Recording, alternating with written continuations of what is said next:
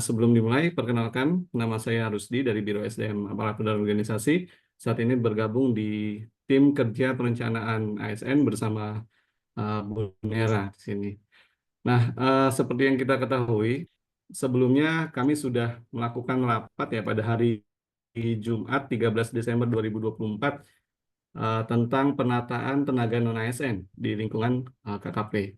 Nah, hal ini juga karena ada amanat ya di Undang-Undang 20 2023, seperti yang kita ketahui di pasal 66, di situ sudah jelas disebutkan bahwa pegawai non-ASN atau nama lainnya itu wajib diselesaikan tahun ini.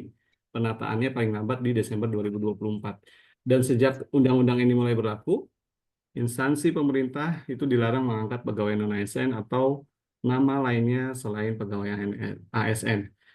Nah, ini beberapa hari kemarin juga sudah terbit aturan terkait dengan kriteria pelamar ya seleksi P3K bagi tenaga non-ASN yang database BKN. Itu ada di Keputusan Menteri PAN dan RB nomor 643 tahun 2024. Nah, sebentar lagi nanti akan coba dijelaskan ya secara rinci oleh Bu Nera terkait dengan Kepmenpan tersebut. Nah, kemarin juga sudah di-spill nih ya, sudah dikasih tahu oleh Bu Nera di rapat sebelumnya bahwa kriterianya ada 3 ya, kalau tidak salah sudah di-spill nih, dikasih tahu sedikit.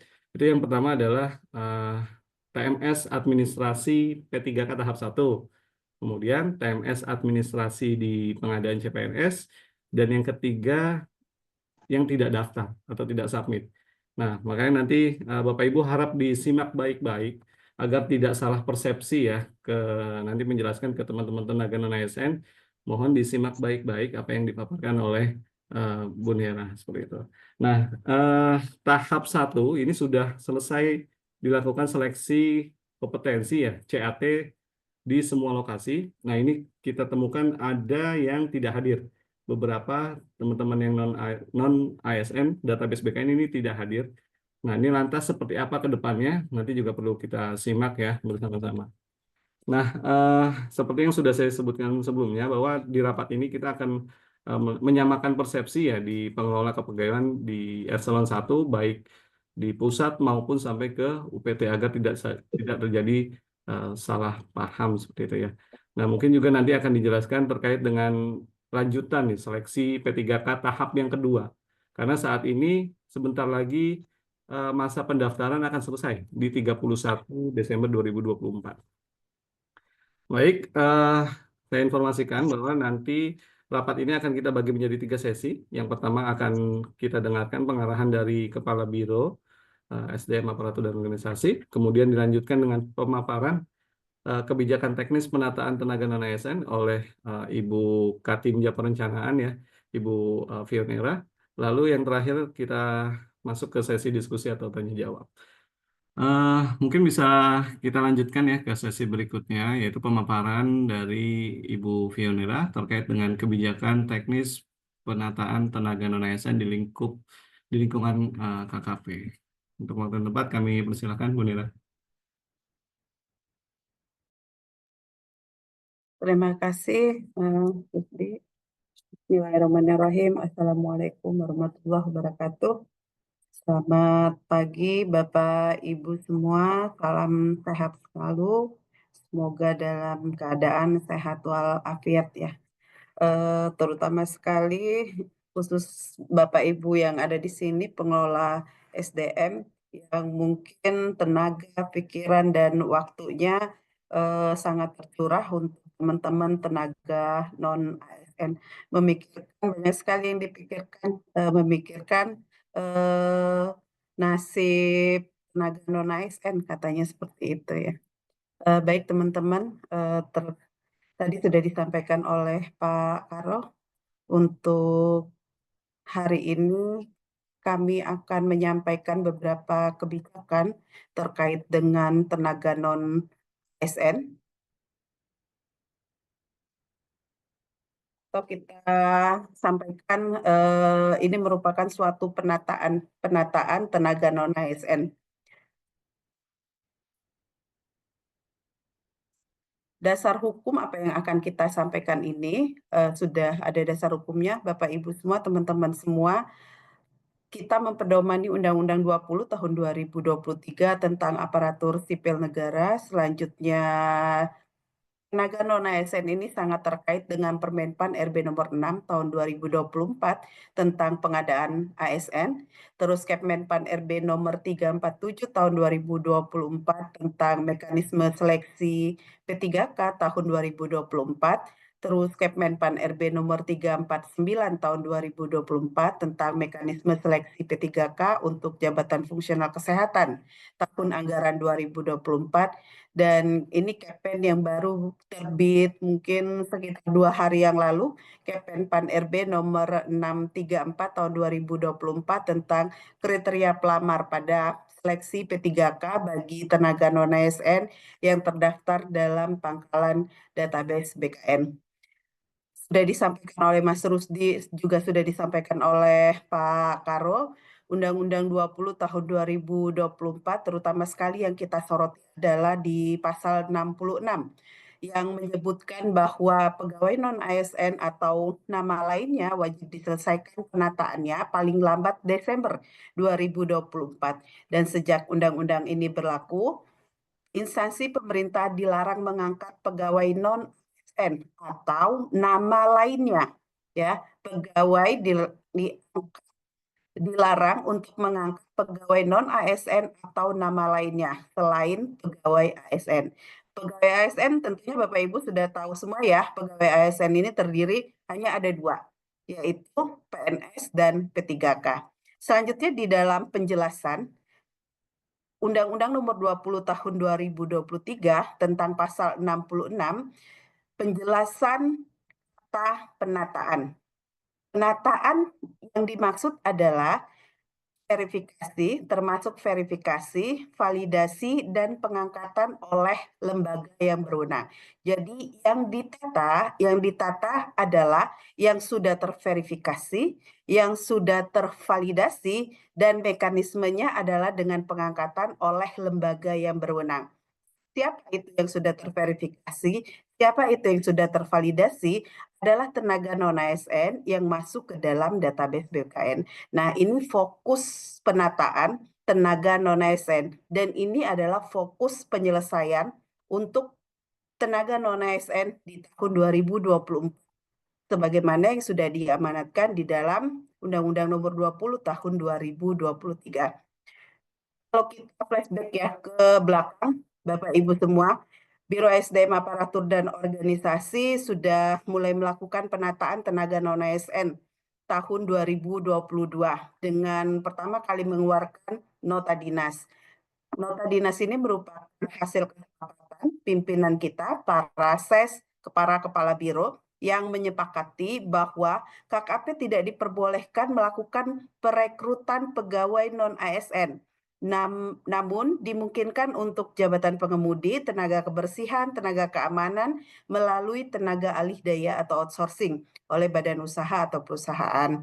Jika dibutuhkan tenaga pendukung program prioritas strategis, maka dimungkinkan melakukan pengadaan barang dan jasa melalui mekanisme jasa lainnya, badan usaha atau orang per orang. Nah, ini kita sudah melayangkan nota dinas ke Eselon 1. Mudah-mudahan Bapak Ibu yang di UPT juga menerima nota dinas kita sebagai pedoman dalam melakukan rekrutmen ataupun pedoman untuk tidak melakukan rekrutmen tenaga non-ASN.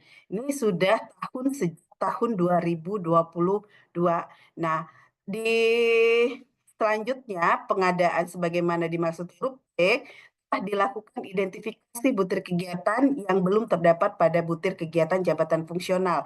Jadi diidentifikasi kalau seandainya melakukan rekrutan untuk mendukung program prioritas itu harus dilakukan identifikasi butir kegiatan, identifikasi yang belum memenuhi beban kerja, atau identifikasi yang masih harus dilakukan perekrutan untuk mendukung program dan prioritas.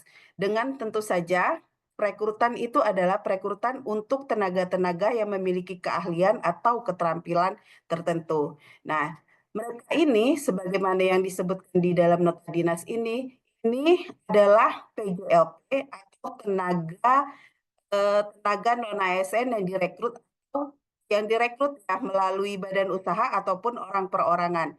Mereka ini bukan tenaga non ASN, artinya mereka harus menggunakan juga dalam bentuk fisik terlihat atribut mereka itu tidak sama dengan atribut pegawai di lingkungan Kementerian Kelautan dan Perikanan. Sudah kita lakukan sejak tahun 2022.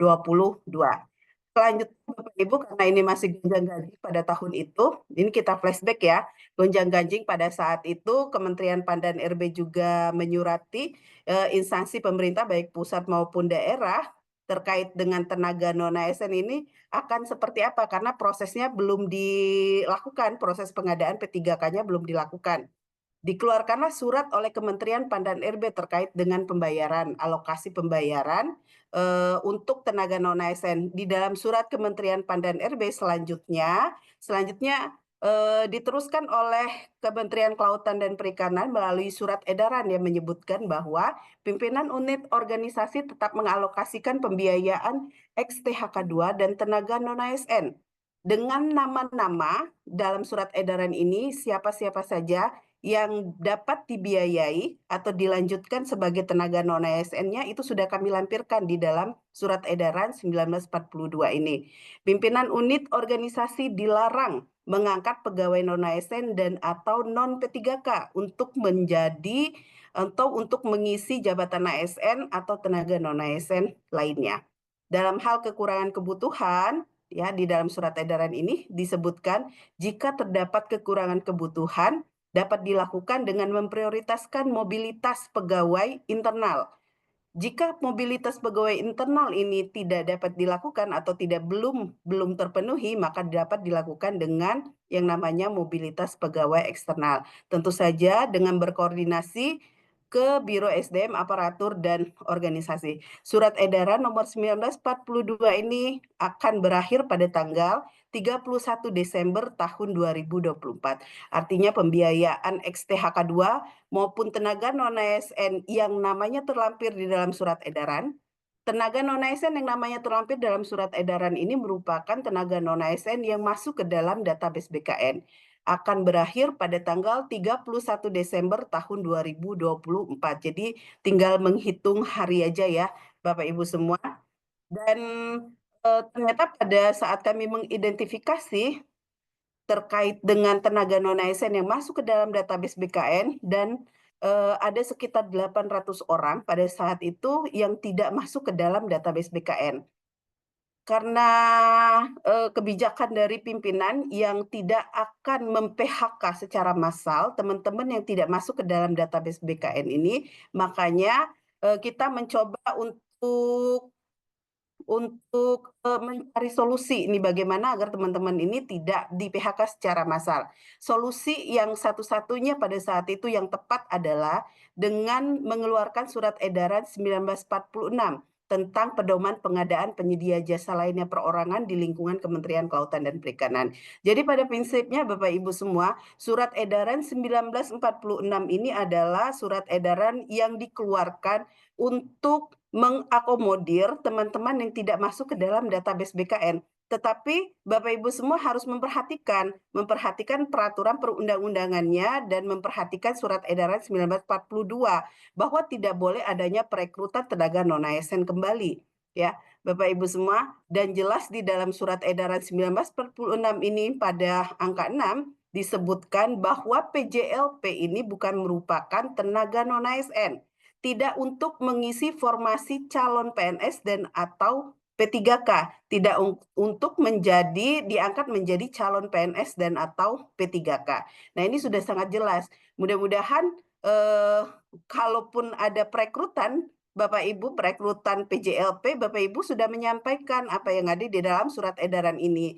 Biar Bapak Ibu juga tidak menjadi seolah-olah menjadi penanggung jawab ya, penanggung jawab bagaimana nasib teman-teman PJLP ke depan, tetapi juga Bapak Ibu juga harus memberikan hal-hal yang sifatnya ketentuan atau ketetapan. Seperti ini loh ketetapannya kalau seandainya mau menjadi PJLP di lingkungan Kementerian Kelautan dan Perikanan. Nah, kembali lagi ke pengadaan P3K, Bapak Ibu, di dalam pasal 66 Undang-Undang 20 tahun 2023 serta penjelasan di dalam Undang-Undang 20 tahun 2023 tentang penjelasan pasal 66 terkait dengan penataan. Penataan ini menjadi tujuan utama pada pengadaan P3K tahun 2024 ya.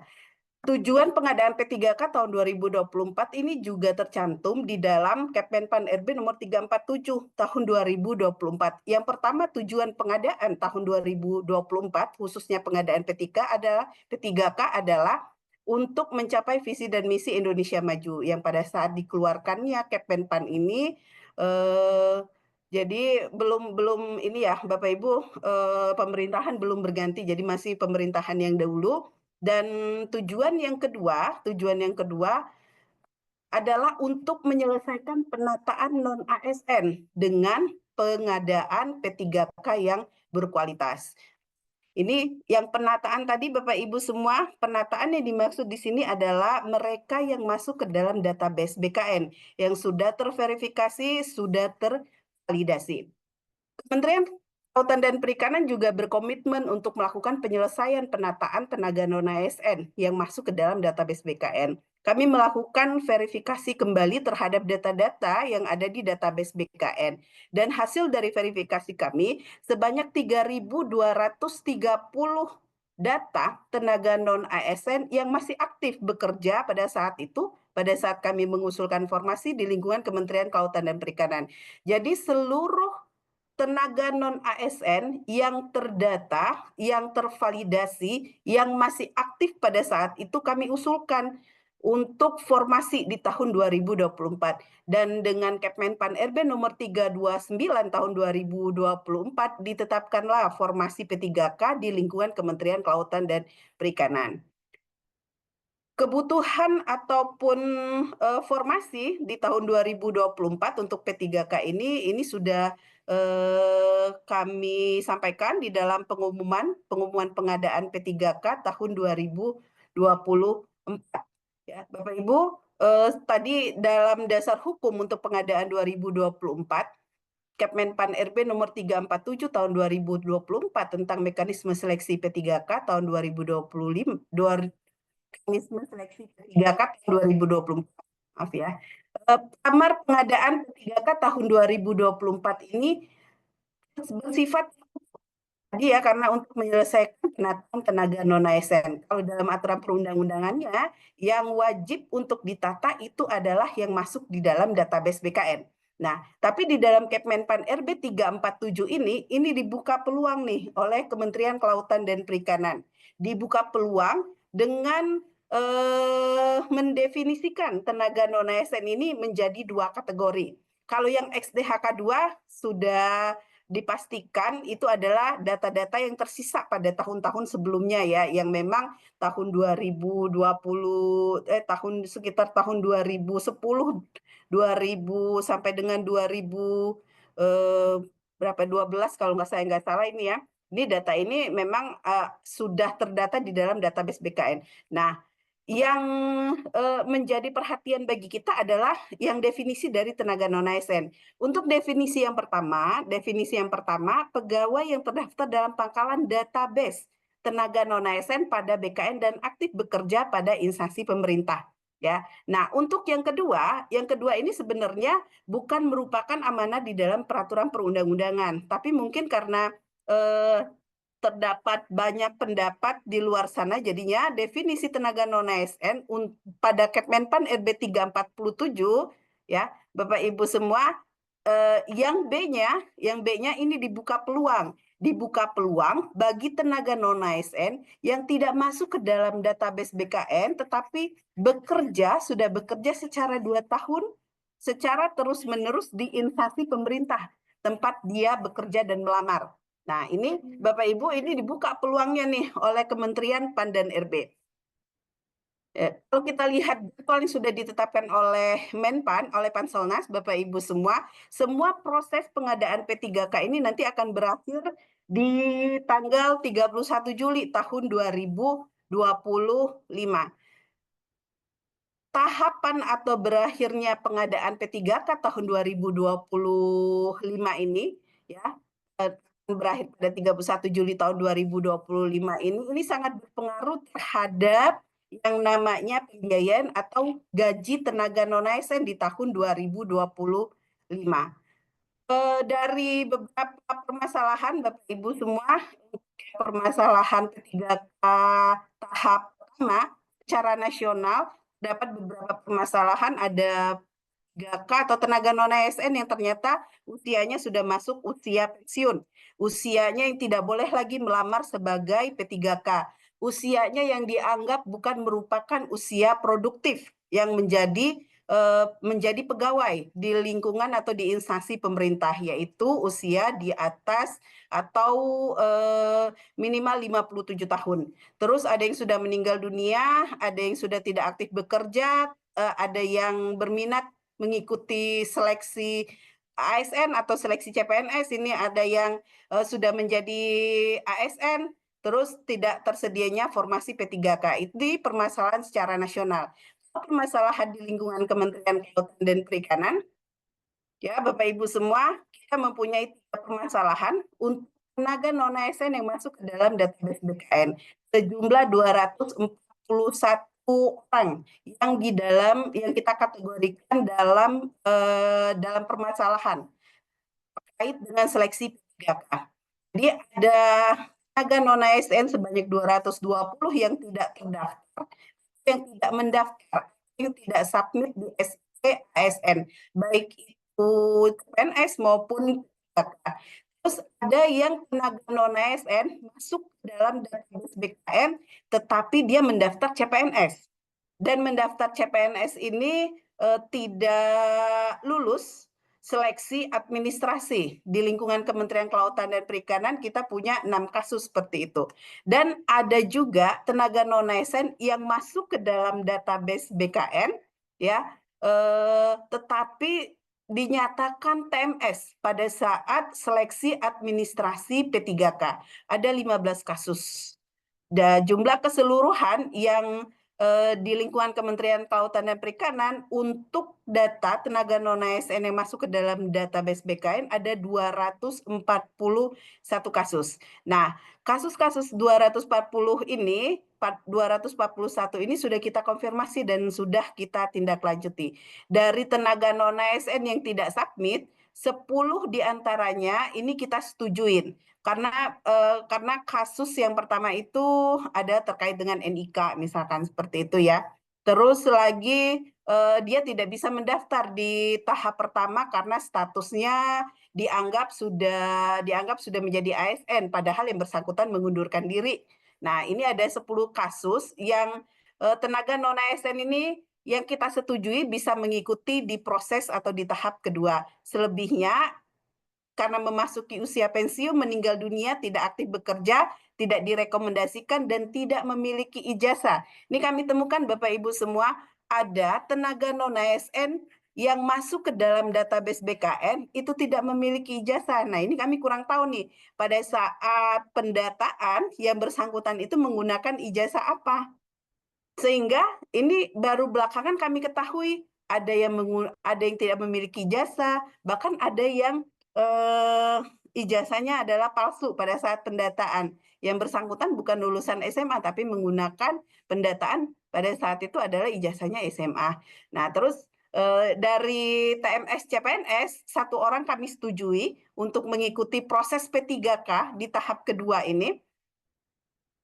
Karena di dalam aturan Kemenpan 634 ya Bapak Ibu semua ya, ini ada kriteria baru. Terus selanjutnya 7 orang kami setujui untuk TMS P3K tahap 1 dapat mengikuti P3K tahap kedua. Bapak Ibu semua, di dalam Kemenpan 634 tahun 2024 tentang kriteria pelamar pada seleksi P3K bagi tenaga non-ASN terdaftar dalam pangkalan database BKN, sebanyak sekian orang ini, 10 orang, untuk yang tidak submit, CPNS yang submit CPNS tapi tidak lulus seleksi administrasi sebanyak 1 orang. Terus yang TMS pada tahap 1 ada 7 orang, berarti ada 18 orang yang kami setujui yang semula sudah mengikuti proses pengadaan baik CPNS maupun P3K sebelumnya, kami setujui untuk dapat mengikuti proses tahapan P3K untuk tahap kedua. Jadi mereka melakukan proses penguploadan dokumen kembali di tahap kedua. Karena kenapa? Di Kemenpan 634 ini, Bapak Ibu semua, karena peraturan perundang-undangannya harus diselesaikan penataannya, terus nama-nama mereka juga harus sudah tidak tercantum lagi di dalam database BKN, semuanya harus diselesaikan. Semuanya harus diselesaikan. Jadi ada 2 kali kesempatan bagi nama-nama yang disetujui untuk mengikuti proses yang tahap kedua. Untuk proses tahap kedua ini Bapak Ibu semua case-nya sangat berbeda dengan yang case tahap kedua normal ya, kondisi normal. Ada 3 case atau 3 kasus yang sebagaimana yang saya sebutkan tadi Bapak Ibu untuk yang dapat mengikuti proses tahap kedua dengan kasus yang berbeda. Yang pertama, TMS pada seleksi administrasi pengadaan P3K tahap 1 yang disetujui oleh KKP dapat mengikuti proses tahap kedua. Terus yang kedua, TMS pada seleksi administrasi pengadaan CPNS. Ada 1 orang tadi yang TMS CPNS, seleksi administrasinya kami setujui dapat mengikuti proses P3K tahap kedua. Yang selanjutnya adalah yang belum melamar sama sekali pada seleksi pengadaan baik itu CPNS maupun pengadaan P3K tahap pertama. Jadi totalnya tadi ada 18 orang tenaga non-ASN Bapak Ibu semua yang masuk ke dalam database BKN yang awalnya sudah mengikuti proses sebelumnya baik CPNS maupun P3K tahap 1 yang tidak lolos itu dapat mengikuti proses P3K di tahap kedua. Ya, dengan jabatan yang sudah ditentukan oleh sistem. Jadi kalau dia sesuai dengan kualifikasi pendidikan S1 jabatan yang sudah ditentukan adalah penata layanan operasional, terus pendidikan D3 pengelola layanan operasional dan pendidikan SMA operator layanan operasional, pendidikan SD maupun SMP jabatannya pengelola umum operasional. Ya, Bapak Ibu semua, di dalam Kemenpan RB nomor 347 tahun 2024 dan Kemenpan RB nomor 634 tahun 2024 ada diktum yang menyebutkan kalau di dalam Kemenpan RB 347 tahun 2024, di mana Kemenpan RB 347 tahun 2024 ini juga mengatur terkait dengan tenaga non-ASN yang tidak masuk ke dalam database BKN, menyebutkan salah satu diktumnya adalah dalam hal pelamar telah mengikuti seluruh tahapan seleksi pegawai pemerintah dengan perjanjian kerja namun tidak dapat mengisi kebutuhan lowongan dapat dipertimbangkan untuk menjadi pegawai pemerintah dengan perjanjian kerja paruh waktu. Selanjutnya, kebutuhan bagi pelamar sebagaimana dimaksud pada diktum ke-33 diusulkan oleh pejabat pembina kepegawaian atau PPK kepada menteri. Jadi tidak secara otomatis ya, kalau seandainya sudah mengikuti seluruh tahapan seleksi tenaga non-ASN-nya dan dinyatakan tidak lulus karena formasinya sudah terpenuhi oleh yang lain, ya Bapak Ibu semua, di dalam Kemenpan IRMI dapat dipertimbangkan menjadi P3K paruh waktu. Pertimbangan menjadi P3K paruh waktu ini tidak secara atau pengangkatannya tidak dilakukan secara otomatis. Tetapi pengangkatannya nanti disesuaikan dengan kebutuhan organisasi. Selain disesuaikan dengan kebutuhan organisasi, Bapak Ibu, kami juga akan mempertimbangkan tugas tenaga non-ASN. Tugas tenaga non-ASN atau tugas mereka selama menjadi tenaga non-ASN. Jika mereka bertugas tugas kesehariannya bukan merupakan tugas tenaga non-ASN seperti driver, tenaga kebersihan, tenaga keamanan, tentu saja mereka tidak dapat diangkat menjadi P3K. Walaupun itu adalah P3K paruh waktu. Mekanismenya nanti mekanisme ke Biro Umum dan PBJ. Artinya mekanismenya tetap menjadi mekanisme PJLP ya, ataupun mekanisme outsourcing. Nah, di dalam Kepmenpan RB nomor 634 tahun 2024, ini juga disebutkan terkait dengan dalam hal jumlah pelamar yang telah mengisi seluruh tahapan seleksi, melebihi jumlah penetapan kebutuhan, pelamar diangkat menjadi pegawai pemerintah dengan perjanjian kerja paruh waktu. Apa yang berbeda dari Kepmenpan 347 tahun 2024 dengan Kepmenpan 634 tahun 2024? Yang pertama, ya, yang membedakan adalah Kepmenpan 347 ini merupakan atau aturan yang dapat dipertimbangkan menjadi P3K paruh waktu, tidak bisa juga dipertimbangkan untuk tenaga non-ASN yang tidak masuk ke dalam database BKN. Ya, kalimatnya itu adalah dapat dipertimbangkan, ya, bukan diangkat. Bukan diangkat secara otomatis, tetapi dapat dipertimbangkan. Sementara Kepmenpan RB nomor 634 tahun 2024 ini mengatur tentang tenaga non-ASN yang masuk ke dalam database Saya BKN. nggak bisa lihat, Pak. Ya, jadi tenaga non-ASN yang masuk ke Ya, itu dalam udah database sesuai. BKN ini di dalam Pak Diktum mengerjakan. ke-7 Kepmenpan RB 634 kalimatnya adalah pelamar diangkat menjadi pegawai pemerintah dengan perjanjian kerja paruh waktu. Artinya kalau yang masuk ke dalam database BKN tidak dapat formasi, karena formasinya sudah penuh, mereka nanti secara otomatis, tapi terlebih dahulu harus mengusulkan kebutuhan, ya, PPK-nya ini menjadi P3K paruh waktu. Tapi tidak dengan tenaga non-ASN yang tidak masuk ke dalam database BKN. Ya, Bapak Ibu semua ya. Jadi nanti jangan ada tuntutan, oh mereka dinyatakan tidak lulus seleksi administrasi, yang tidak masuk ke dalam database BKN harus menjadi P3K paruh waktu. Tidak ya. Semuanya nanti akan kami analisa, kebutuhannya juga analisa, termasuk juga tugas dan fungsi keseharian atau tugas pokok dari tenaga non-ASN yang dimaksud itu apakah merupakan tugas pokok dari organisasinya atau hanya sebagai pendukung, atau hanya sebagai pelengkap, atau hanya sebagai sekali-sekali saja untuk melakukan tugas pokok di dalam organisasinya. Ya, Bapak Ibu semua tadi juga sudah disampaikan oleh Kepala Biro SDM Aparatur dan Organisasi, dan saya juga tadi sudah menyampaikan jadwal untuk seleksi pengadaan P3K tahun 2024 yang akan berakhir pada 31 Desember tahun 2025.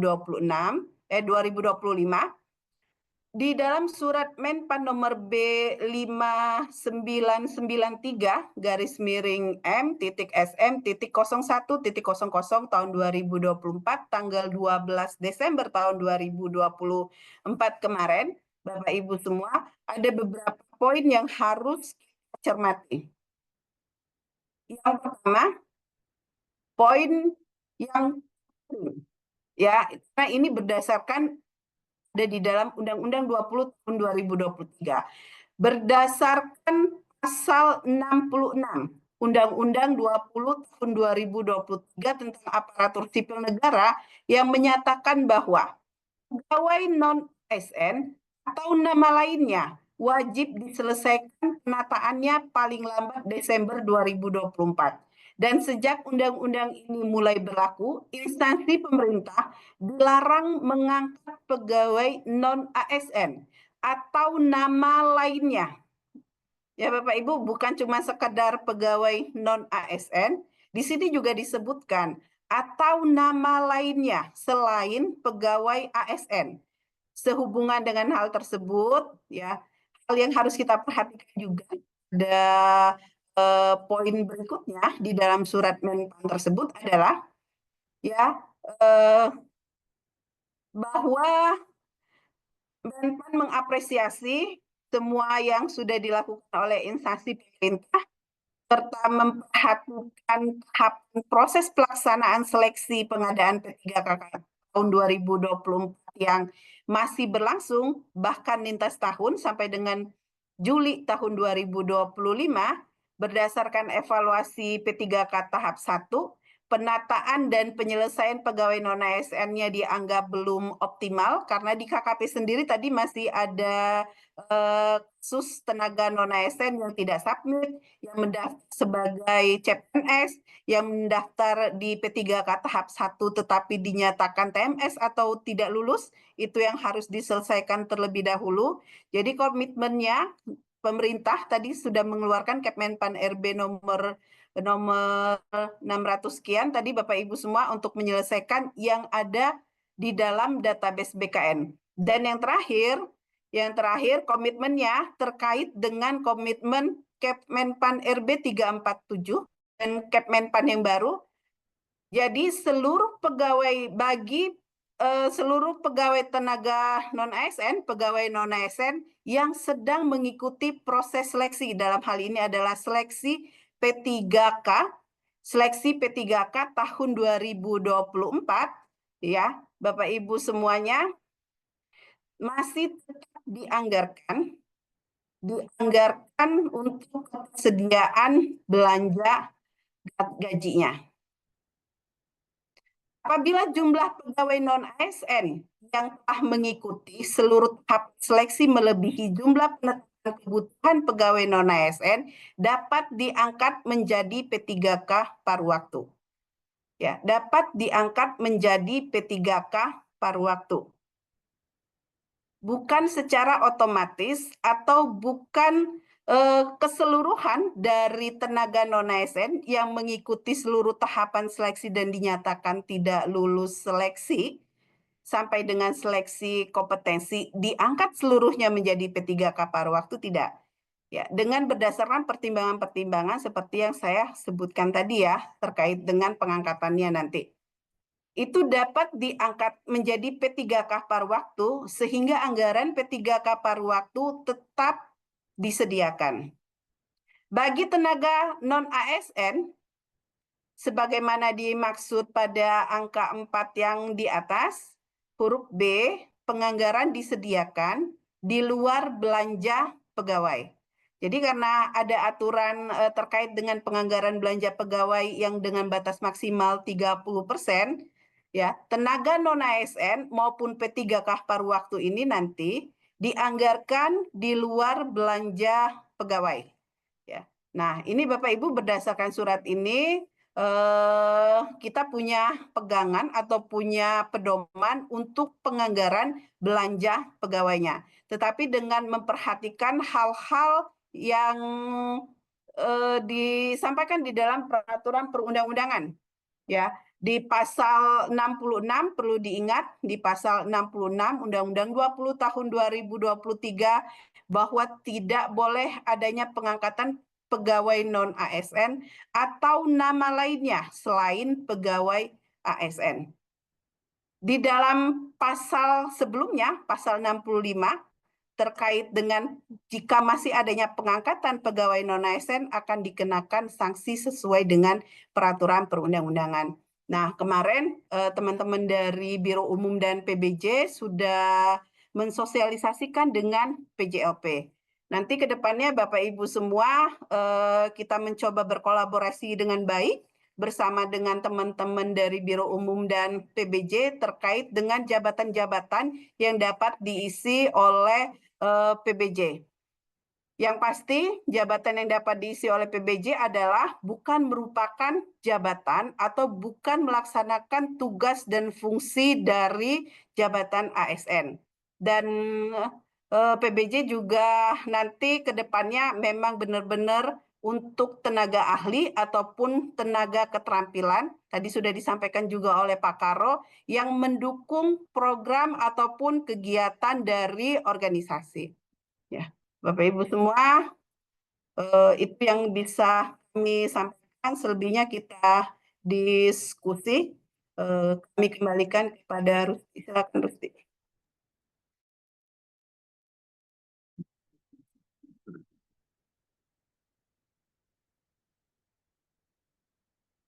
Baik, terima kasih Bu Nera atas pemaparannya ya. Tadi sudah sangat jelas kami kira pemaparan dari Bu Nera mulai dari dasar hukum, kemudian kriteria pelamar, hingga ke depannya nanti mau seperti apa. Nah, mungkin dari paparan yang sudah disampaikan, Bapak Ibu masih ada yang perlu diperjelas lagi, dipertanyakan lagi. Tadi di awal kami sudah eh, sampaikan ya, dan kita sudah sepakat arahan Pak Karo bahwa persepsinya harus sama, gitu. Jangan ada mispersepsi kembali karena nanti ini akan dijadikan bahan nih di teman-teman tenaga non ASN. Harapannya memang dari kita pengelola kepegawaian ini satu suara dalam menjawab semua pertanyaan dari teman-teman tenaga non ASN. Apakah kita bisa cukupkan? Cukup terus Ya, karena ya, sudah kayaknya 9. cukup ya. Oke. Teman-teman sudah menanti, soalnya rapat bersama Menpan. Bentar lagi ya jam 1 ya. Baik, mungkin closing Satu lagi, statement untuk memastikan lagi nih kata kunci yang memang harus ditekankan lagi ke teman-teman dari unit kerja. Silakan Bu Nera. kunci non beneran ya ditulis. Ini teman-teman semua ya. Mau ditulis. Kata kuncinya jadi apa nih? Yang sangat urgent nih, urgentnya sangat tinggi. Silakan. Mm-mm. Ya, Materinya di-share, yang pasti, Bu. Siap, kami yang share. pasti, yang pasti Bapak Ibu semua kita harus menjalankan amanah di dalam peraturan perundang-undangan dalam Undang-Undang 20 tahun 2023, terutama sekali ya pasal 66 dan pasal 65 sudah sangat jelas bahwa tidak boleh lagi adanya perekrutan tenaga non ASN atau penyebutan lainnya. Di dalam penjelasan pasal 66 penjelasan Undang-Undang 20 tahun 2023 yang namanya penataan itu adalah verifikasi, validasi, dan pengangkatan. Verifikasi, validasi itu sudah kita lakukan, mereka yang masuk ke dalam database BKN, dan sekarang adalah prosesnya proses pengangkatan. Pengangkatannya melalui mekanisme P3K, dan mereka ini juga sudah sangat diprioritaskan oleh pemerintah dengan dikeluarkan Kepmen 347 dan Kepmen 634 ya yang baru dikeluarkan beberapa hari yang lalu untuk menghabisi data-data atau nama-nama tenaga non ASN ini. Dan bagi tenaga non ASN yang bekerja 2 tahun secara terus-menerus, memenuhi kualifikasi pendidikan dan memenuhi masa bekerja, ya, kami mendorong untuk melamar menjadi P3K di tahap atau melamar ke pengadaan P3K tahap kedua. Dan data mereka berdasarkan peraturan perundang-undangan nanti dapat dipertimbangkan menjadi P3K paruh waktu. Walaupun nanti pada saat pengusulan kebutuhan ke Kementerian PAN dan RB dapat dipertimbangkan menjadi P3K paruh waktu ini, pasti kami akan melakukan proses seleksi kembali. Karena pemenuhan kebutuhan atau usulan kebutuhan dapat dipertimbangkan menjadi P3K paruh waktu ini bukan hanya sekedar melihat kebutuhan jabatan, tetapi juga melihat dari tugas dan fungsi tenaga non-ASN tersebut kesehariannya. Dan kalau tugas dan fungsinya merupakan tugas dan fungsi yang melaksanakan lini organisasi, artinya melaksanakan tugas dan fungsi utama organisasi, insya Allah akan kami usulkan. Tapi jika melaksanakan tugas dan fungsi sebagai tugas dan fungsi pendukung seperti tenaga kebersihan, tenaga keamanan, dan pengemudi, itu akan menjadi PJLP, tetap menjadi PJLP karena itu bukan merupakan jabatan dari jabatan ASN. Dan untuk kedepannya, Bapak Ibu semua, kami menunggu kebijakan dari Kementerian PAN dan RB. Tahun berikutnya, mekanisme pengadaan P3K paruh waktu ini merupakan solusi bagi kekurangan pegawai, terutama di lingkungan instansi, terutama sekali di lingkungan Kementerian Kelautan dan Perikanan. Karena PJLP itu nanti akan merupakan pegawai atau tenaga-tenaga yang diisi oleh tenaga yang memang benar-benar ahli, tenaga yang memang benar-benar terampil, tenaga yang memang benar-benar kompeten dalam hal mendukung suatu kegiatan prioritas atau strategis di dalam unit kerja ya. Terus ditambah lagi dengan tenaga kebersihan, tenaga keamanan, dan driver. ya. Itu Rusdi yang bisa disampaikan, Rusdi. Terima kasih. Baik, terima kasih Bu Nera. Bapak Ibu yang hadir di Zoom, mungkin udah dicatat tadi ya apa yang disampaikan kata kuncinya oleh Bu Nera.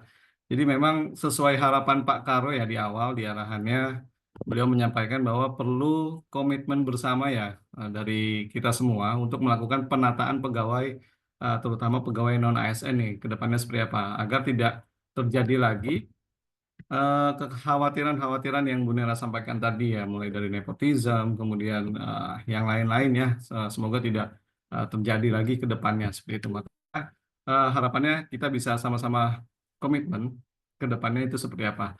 Dan diingatkan kembali tahap 2 tanggal 31 Desember. Jadi Bapak Ibu, jika teman-teman PJLP-nya ingin mendaftar di tahap kedua, silakan dibantu untuk administrasinya ya. Dalam hal ini mungkin surat rekomendasi kerjanya seperti itu. Baik, kalau tidak ada pertanyaan lagi, diskusi lagi, nanti silakan Bapak Ibu mendownload materi yang akan kami sampaikan setelahnya dan mungkin recordingnya juga ya, agar lebih bisa disimak kembali jika ada hal-hal yang belum jelas seperti itu. Baik, mungkin saya cukupkan di sini. Saya Rusdi dan Bu Nera mohon pamit. Terima kasih Bapak Ibu sudah hadir pada rapat atau sosialisasi kebijakan teknis penataan pegawai non-ASN hari ini. Semoga ke depan penataan non-ASN ini bisa sama-sama kita perbaiki seperti itu ya. Sekian dari kami. Kami tutup. Assalamualaikum warahmatullahi wabarakatuh. Mas Salam. materi itu bisa Mas Terima di-share. kasih Mas Rusdi. Terima kasih. Waalaikumsalam warahmatullahi Terima kasih Mas Rusdi, Mbak Nera. wabarakatuh. Terima kasih Bu Nera, Pak Terima Rusdi, kasih Mas Bu Nera, Pak Ferdi. Rusdi.